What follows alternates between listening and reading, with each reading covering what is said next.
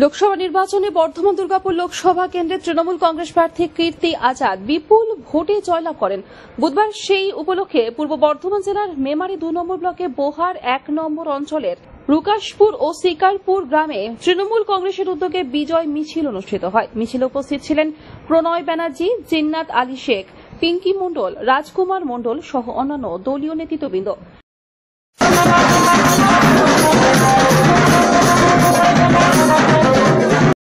পক্ষ থেকে রুকাশপুর শিকারপুর 203 নম্বর বুথে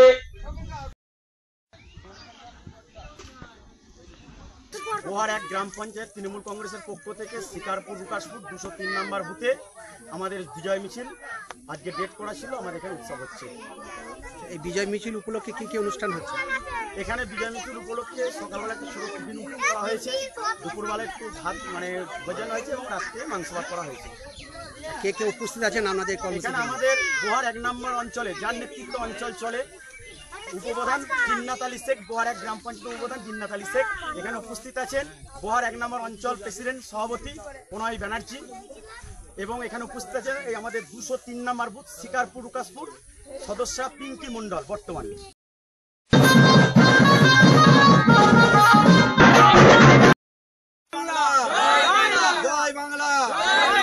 মেমারি থেকে মৃত্যুঞ্জয় যশের রিপোর্ট, আনন্দ বার্তা।